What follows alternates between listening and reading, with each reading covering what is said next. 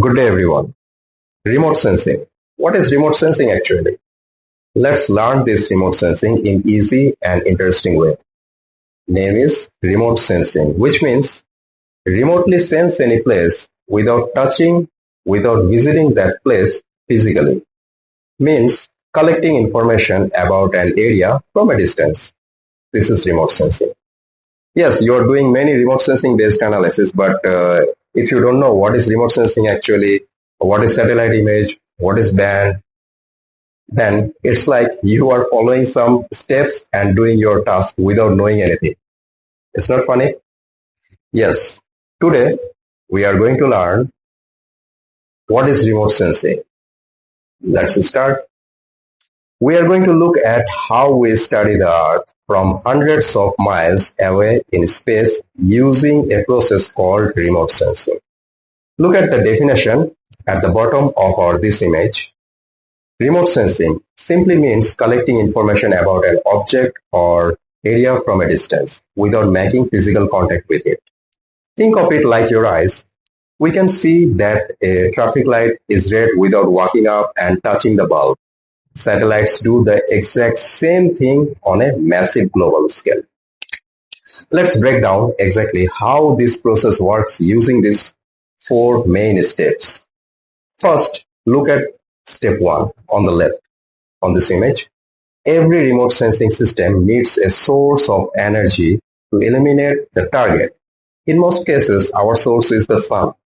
The sun sends our solar radiation, which includes both visible light and invisible heat, down to the Earth. Now follow the arrows to step 2.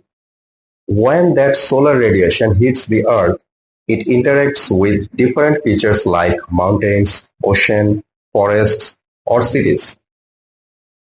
Not everything reflects lights the same way, as you can see in this diagram. Some energy absorbed by the trees and soil, some sunlight is reflected right back up into space, and at the same time the Earth itself warms up and releases its own emitted heat.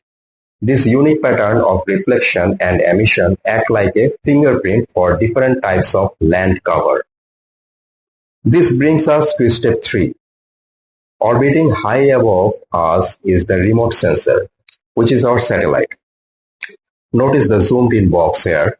Inside the satellite, you have a highly specialized lens or detector. It does not take a standard photographs like your smartphone.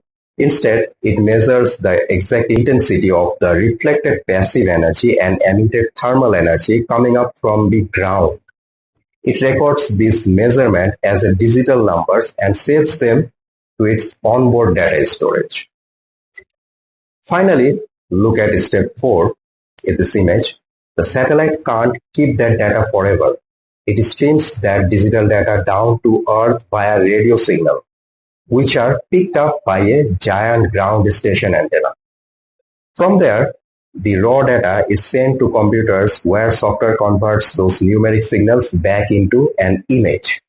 As you can see on the computer screen on the bottom right of this image, scientists and GIS specialists can then analyze these maps to monitor things like global temperatures, vegetation health, or urban growth. So, to summarize, the sun shines, the Earth reflects, the satellite detects, and the ground station processes. Together, these 4 steps allow us to monitor the entire planet day after day.